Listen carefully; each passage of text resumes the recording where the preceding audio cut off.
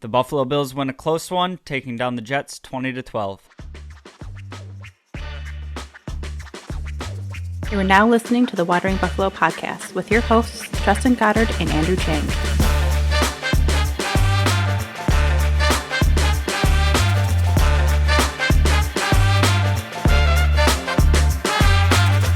Bills Mafia, welcome into another episode of the Wandering Buffalo podcast, a show on the Buffalo FAMBase podcast network.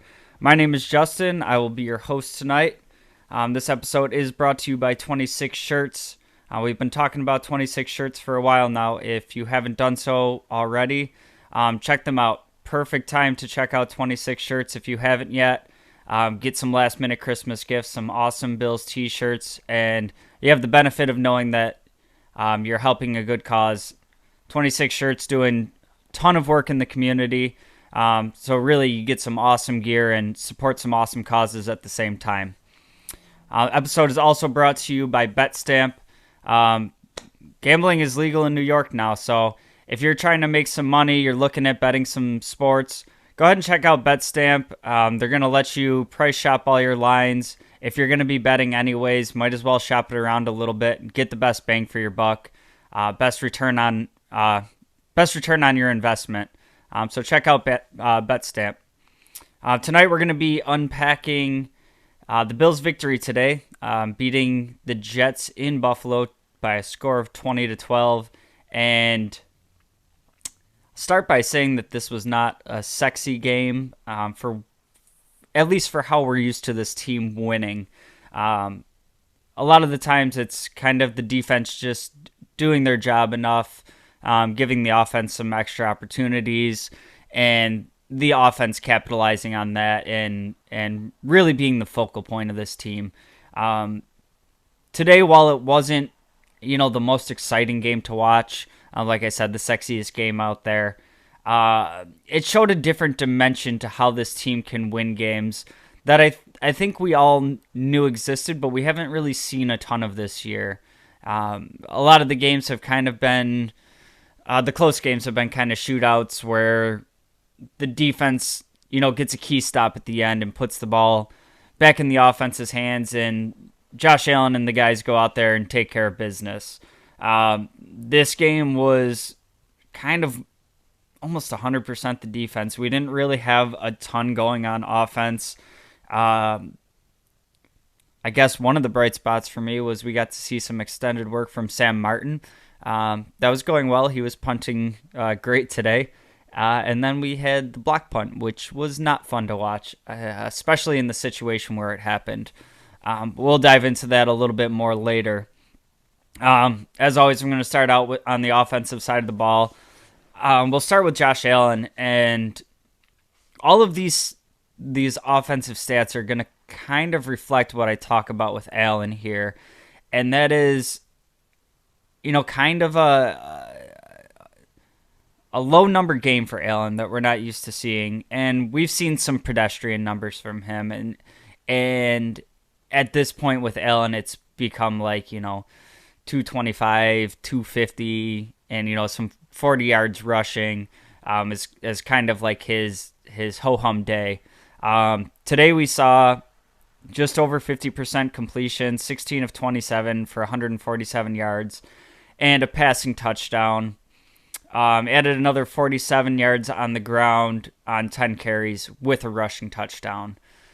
So even in a day where Josh Allen wasn't lighting anybody up, still a huge contributions to what we were able to do on offense.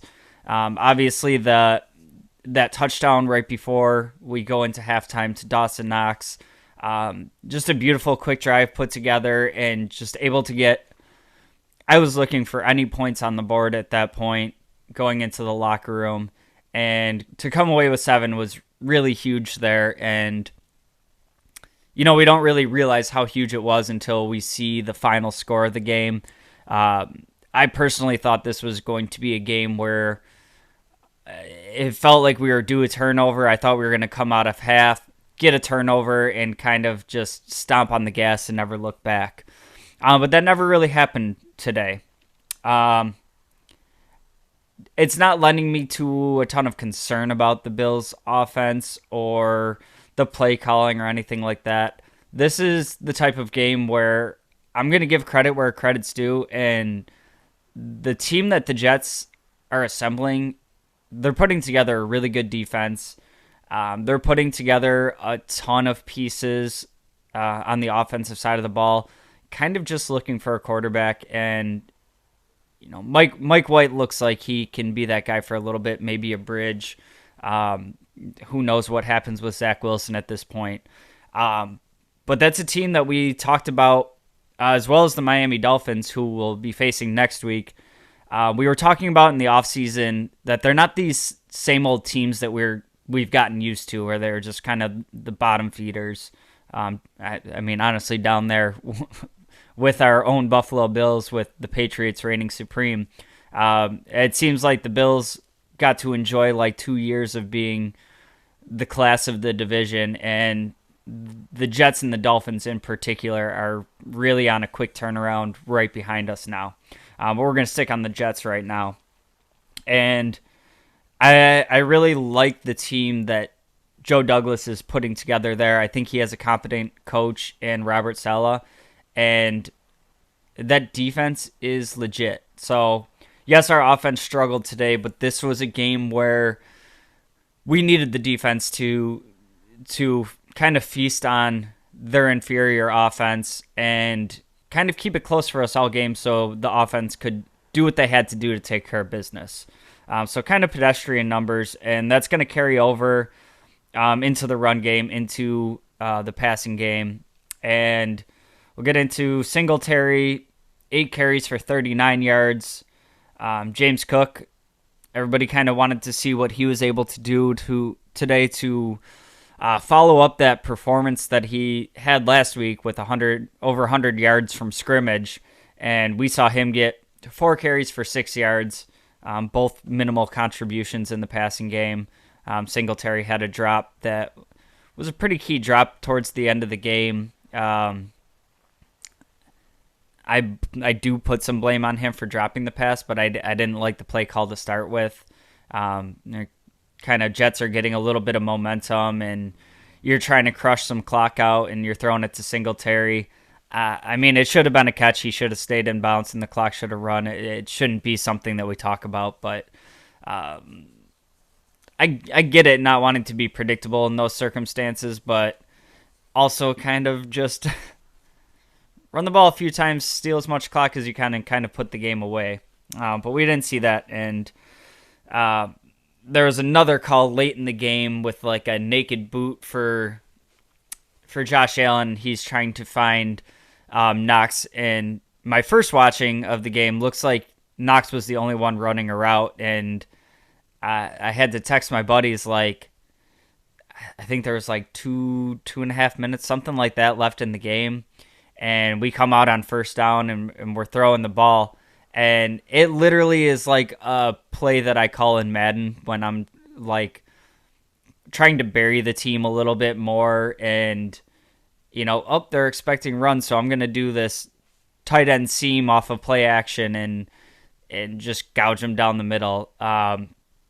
It rarely works in Madden, and I guess it almost worked. It was a drop by Dawson Knox. It was good coverage on the play, kind of blocked Knox's eyesight, so it just kind of goes through his hands. But the risk reward there for me at that juncture of the game, I don't really see it. Keep the ball on the ground, milk out some clock. It would have been cool if the play hit, but it's one of those plays where you got to kind of be situational and weigh the pros and cons there. There's a chance of throwing an interception.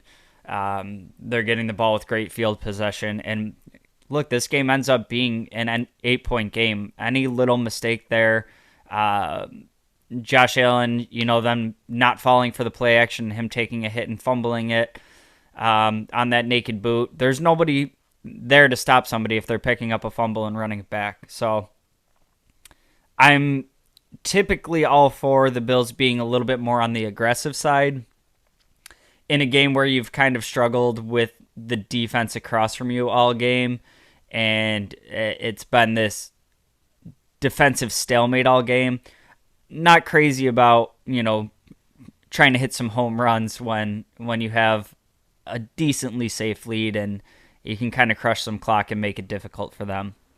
But at any rate, good news is last week I was calling for more Knox. I was calling for Knox to get involved. We gave him this huge payday, this extension, and hey, they heard me. Knox was more involved this week.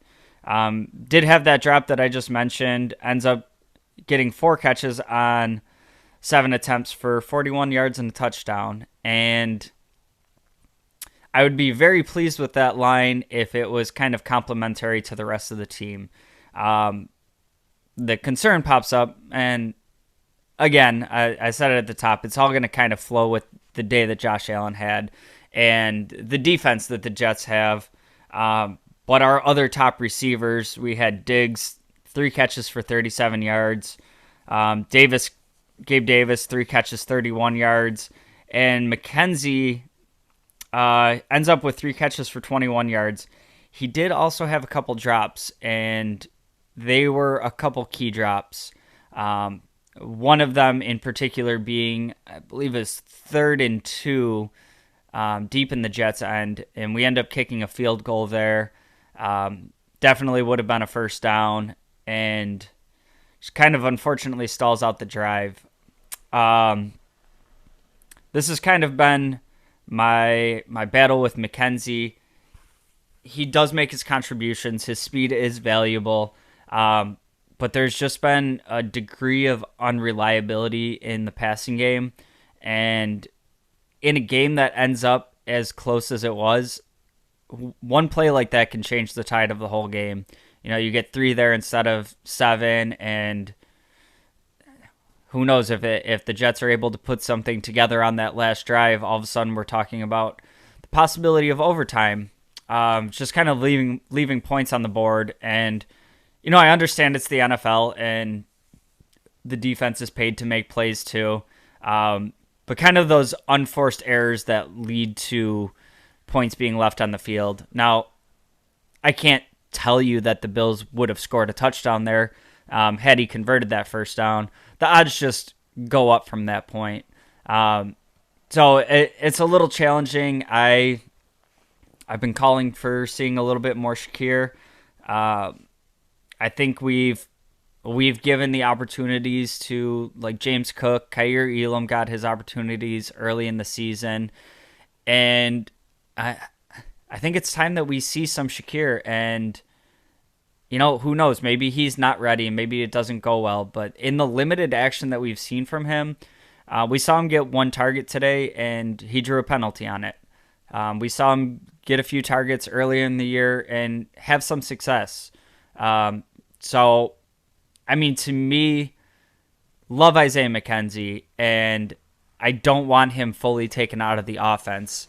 I just kind of would like to see a little bit of a little more of a 50-50 split, and then be able to get McKenzie involved in some of like the jet sweep stuff, some of the speed motions to stretch the field horizontally that we saw a lot previously.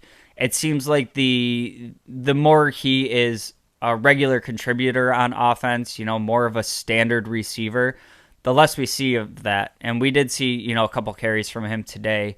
But even just the motion, I would run McKenzie on motion over and over again in games and just kind of make the opposing defense look at that, and then have Shakir be my more traditional slot receiver. That's just me. We'll see what happens going forward. Offensive line. I thought Deion Dawkins kind of struggled in his first game back. Now, he was listed as questionable, kind of on the fence about playing today. We know that Quessenberry was a little bit banged up coming out of last game. He was dressed and ready to play today. I'm going to chalk some of this up to Deion Dawkins wanting to get back in there and, still wasn't playing 100%. But he definitely struggled today. A few flags thrown on him. I think there was at least 2 holding calls. So just kind of not ideal, and kind of just started with Dawkins, but I thought the offensive line struggled in general today. Roger Saffold also had a holding call, had a false start.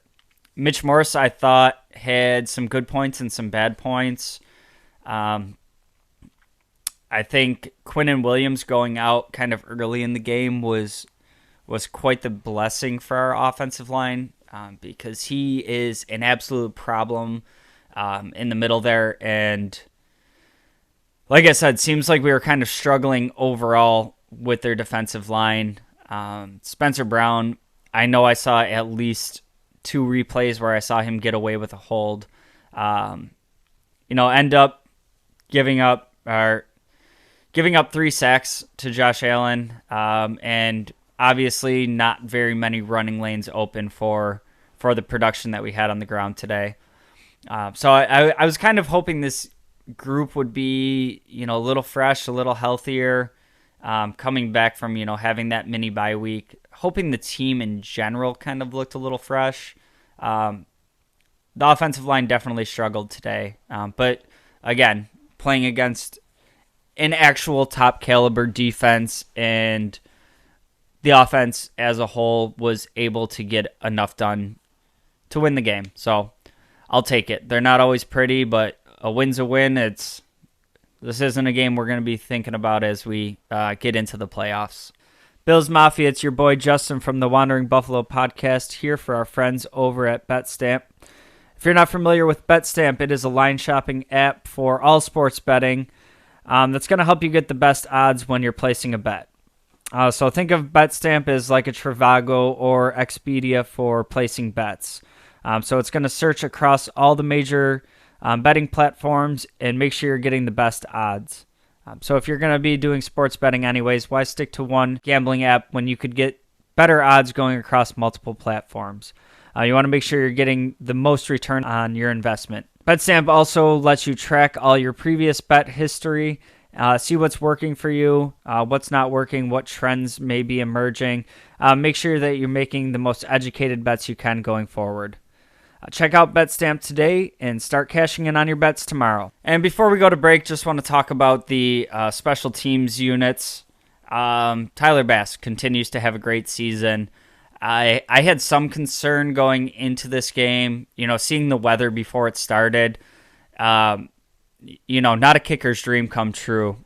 And knowing the defense that the Jets have, I kind of expected this to be a pretty close game, and the kicking game maybe having a big impact on the game. Well, no need to worry there. Tyler Bass goes 2 for 2 on both of his field goal attempts and 2 for 2 on his PATs. So continues having a great season. Love having that guy back there. There haven't been a ton of games that are really decided by something that he does. But as we move into the late season and the playoffs, the games start getting a little bit tougher, more physical, a little bit closer, and we might have a game that comes down to a game-winning kick that our whole season rides on that kick. So I feel very comfortable, headed into playoff time of the year with Tyler Bass back there. Nyheim Hines, I had some criticism for him last week. I thought he had a good day returning today. Looked pretty strong. Makes smart decisions with the ball, and did have a couple of returns today that really kind of switched the field position for us. So I mentioned it last week that I thought it was kind of more an anomaly that he didn't have a great day. He's been very, very reliable since coming over from the Colts. And to me, it looked like he got back on track today. And as I mentioned kind of at the top of the show, this is the most work that our punter has had to do in a long time. Sam Martin was out there, I think it was 8-9 punts today. And overall, I was very pleased with his punting. What was very concerning and, kind of a routine type play towards the end of the game as we end up having a punt blocked right out of the back of the end zone. All of a sudden goes from, a 2-score game to we're giving the Jets the ball back. It's an 8-point game. Immediately after the game, A.J. Klein took full responsibility for that. He said it was just a completely missed assignment. I think it was Jermaine Johnson just comes in free and blocks the punt. That's the type of thing that I don't want to see week 14. I know A.J. Klein just rejoined the team recently, but definitely something that we're going to have cleaned up as we head into the playoffs. You can't be having mistakes like that, game kind of in hand, and you give that team the one last chance to tie it up. I think about, what if we were playing the Chiefs in that situation, and you're pretty much wrapping up the game, and now you've given them the 2 free points and the ball back, and their quarterback's Patrick Mahomes. I thought Mike White did his thing today. Definitely a different class of quarterback. So something that I really don't want to see carry over beyond this week, and not something that we've seen really happen this season. So not overly concerned, but definitely something. Definitely want them to sit down and watch that film to make sure it doesn't happen again. We're going to take a quick break, and we're going to dive back into the defensive side of the ball. Stick around. Hey, this is Bills Vader. Now back to the show.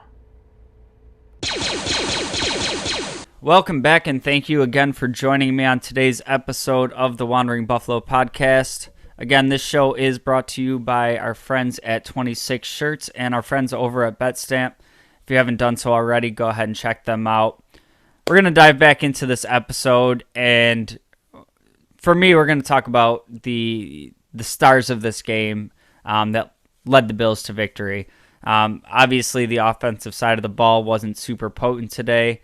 They did what they had to do to get the game won, but the defense is what gave them the opportunity to be able to cash in on that.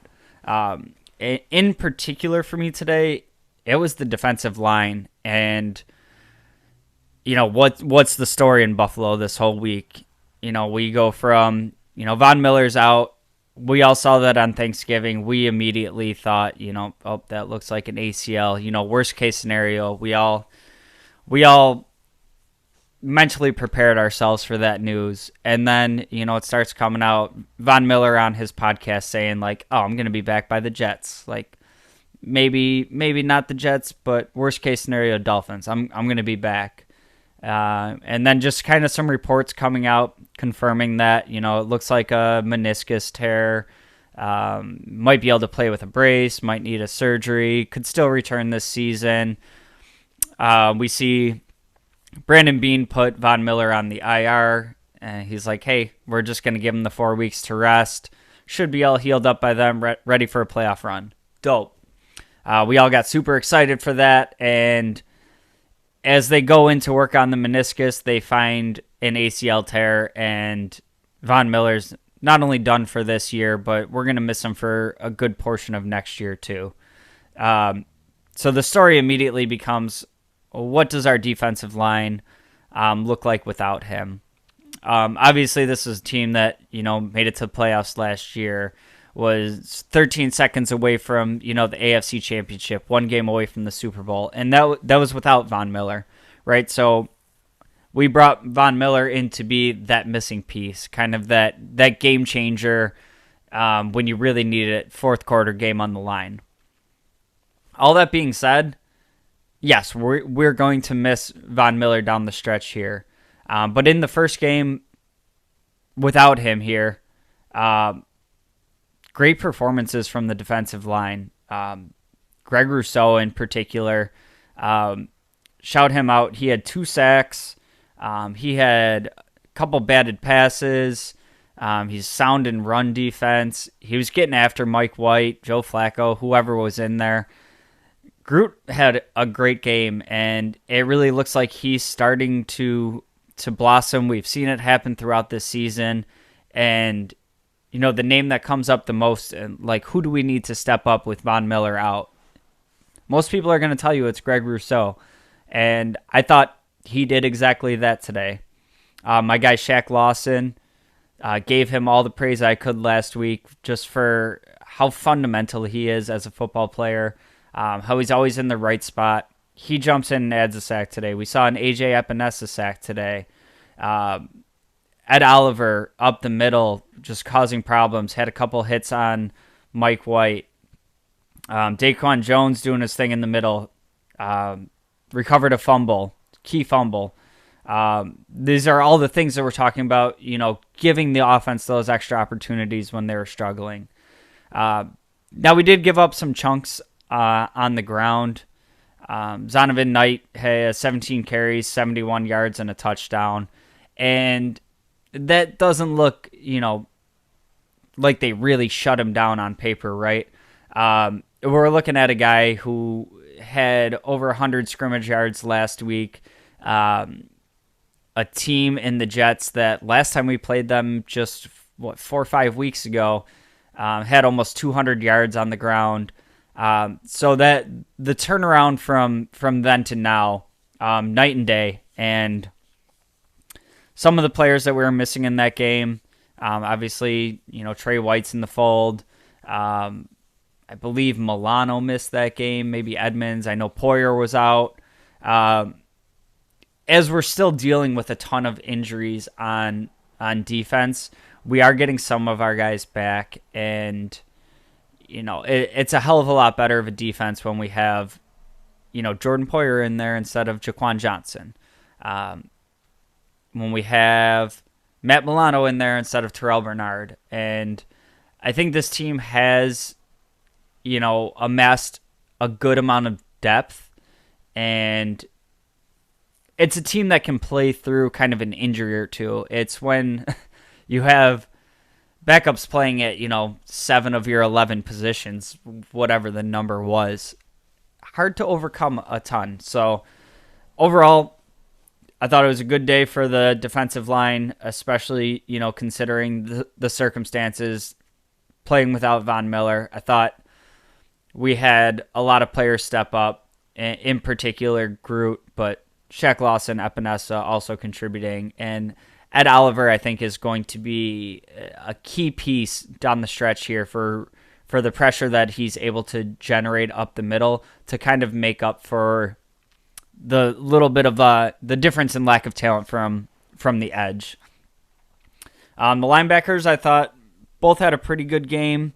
Milano, I should rephrase that. I think Edmonds had a pretty good game. Milano really shined today. And sometimes, Edmonds has a good game and it just completely gets overshadowed by Milano. I think that's kind of the case today. Edmonds did have some, missed opportunities, and we've seen better games from him, but I've certainly seen worse. Milano was all over the place again today, though. Logs nine tackles. He had a tackle for a loss. He had a fumble recovery. Just all over the place. I think there was a pass or two defended in there as well. Milano continues making the case for, a Pro Bowl season. I think he's had several in the past, but it's got to be really hard to ignore giving Milano the nod this year. He's been playing out of his skin. He had the one hit right up the middle from on Mike White, and especially considering everything else Mike White went through in that game, I don't know how he got up to play another down. Pretty crazy, and I do want to take a moment here to give Mike White a shout out. Like, what a tough kid out there. I mean, the first hit he took, I think, was Ed Oliver, and I will say all of the hits that we got on him were nice, clean, legal hits. They were just violent, aggressive hits. I'm not getting up from the first one. He ends up going to the sideline. He comes back in 2 plays later, and he took like 2-3 more shots, like all to the same exact spot, like the chest and ribs, and soldiered through and finished out that game, which was impressive in itself. Did get an update not too long ago that he was going to the hospital after the game, just precautionary measures, getting himself checked out. So hopefully everything is okay with Mike White. But hell of a game from him today. Ton of toughness from that kid. And, he might not be the answer for the Jets in 5 years, but he certainly makes them a more formidable team right now. So kudos to Mike White out there. And then going to wrap up with the secondary, and I'm going to start with kind of my downside to the secondary today. And it's Dane Jackson for me again today. And I'm going to lump Kyer Elam in there too. Dane Jackson he's been so frustrating for me because he doesn't get just straight up beat on these plays. It's not like the receivers, running 5 yards free and catches a ball and, takes it to the house every time. But there's so many plays that he's so close. He's there. He's in position. He doesn't get his hands up. He doesn't get his head around. And that's, I feel like maybe the reason that he's still, getting this starting nod. I feel like maybe the coaching staff thinks if they can get him to get that one last piece together, he's a really good cornerback if he finishes those plays. He's just in position and not making the plays at the point of attack. So I don't know what to do with that. I would really love to see it all kind of come together and see what he can look like as a player out there. Because like I said, he's so often in position and just doesn't finish out the play. And I have to lump Kyer Elam in here too, because he's the first round pick. He's, that guy. We were so excited to see him starting opposite Trey White once we got Trey back. And I mentioned it in the top of the show. We've seen James Cook getting his opportunities. We've seen a little bit for Shakir. We're not really even seeing Kyer Elam get his opportunities, and I need to know what's going on here because he did get his opportunities early in the year, and I thought he was playing pretty well. Not some rookie growing pains, but I don't think he was doing anything like egregiously wrong. And coaching staff isn't giving us a ton to work with here. We know that he was dealing with an injury. Maybe he's still not 100% there, and they just don't want to tell us that. I don't know what the case was today. I have to get the snap breakdown, but he was active today, and I don't really remember seeing him on the field. So hopefully we can start figuring that out over the last few weeks here and see if that's, a viable number 2 across from Trey going into the playoffs. As of right now, Dane Jackson's kind of a liability, and if he can put together that last piece where he makes the play when he's in position, fine.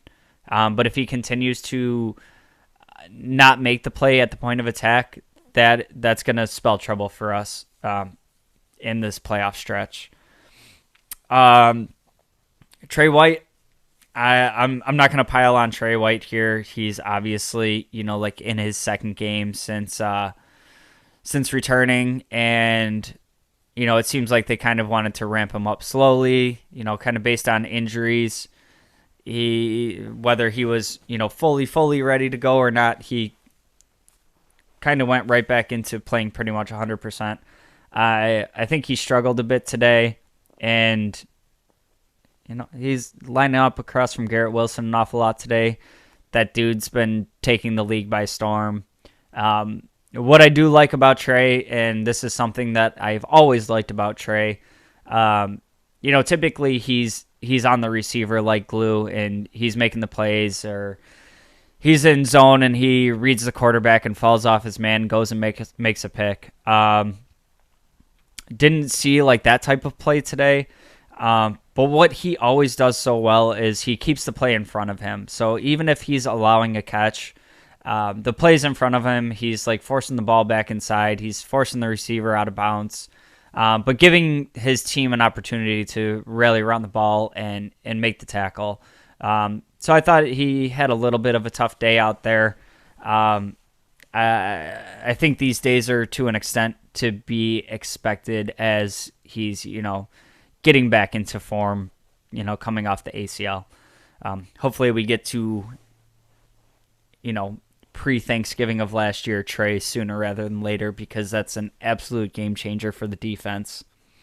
And then my good on the secondary side of it, Taron Johnson, I thought had a good day. Ton of tackles from the secondary, which I guess kind of probably plays into the success the Jets had on the ground. A little bit to do with the Jets' passing scheme. Mike White's getting the ball out of his hands fast. So a lot of kind of rally and tackle on shorter stuff. Taron Johnson had 8 tackles today, a tackle for loss. Jordan Poyer, 7 tackles today, and also had a tackle for a loss. And Damar Hamlin had a good day today and a forced fumble. I've been talking about Hamlin for quite a few weeks now.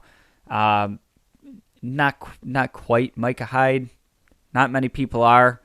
But I think that as far as, we talked about overcoming having depth in there earlier, I think Damar Hamlin has been, exactly what you hope for in a situation where you have to go to one of your backup players. I do think there's some drop-off from Micah Hyde. I think about 90% of safeties you'd slot in there in the league would be a drop-off from Hyde. But I think he's been playing well in his own right. There's some times that we see him, take a weird angle and miss a tackle that way or whatever. But overall, I think he's been a sound tackler. I think he's made some opportune plays. He's done some thumping. Pretty much everything I could ask for in a safety that's not named Micah Hyde or Jordan Poyer. So hats off to Hamlin. Another good week for him. And that's going to do it on the defensive side of the ball. The Wandering Buffalo player of the game, I had to give the tip of the cap here to one Greg Rousseau. Again, everything I mentioned before. I just think he played so well today. He's been really coming along this season, and it seemed like he really understood that there's some more on his plate today, and going down the stretch without Von Miller in there. Ken Dorsey, tablet player of the game. Sorry to do it, but that one's got to be Dane Jackson again. And for all the reasons that I mentioned before, I just really need to see that, last like 20% of the play finished off every time. And, I don't want to lump on Dane Jackson too much. He did have some moments today. He had, some key pass breakups. He had some nice run support tackles. It's not like he's, this complete weak link out there. But I think for me, what makes it the most frustrating is that he's keeps himself in the right position and just leaves so many plays unfinished. Looking forward, another big division game coming up against the Dolphins. The Dolphins have to head into chilly Orchard Park for that game. Hopefully, there's some cold weather, not, too much wind and stuff, so we can still pass the ball, but a little bit of retribution for the sun and sweltering heat that we had to deal with down in Miami. But obviously an important game. Miami has been kind of right there with the Buffalo Bills for the top of the AFC this year.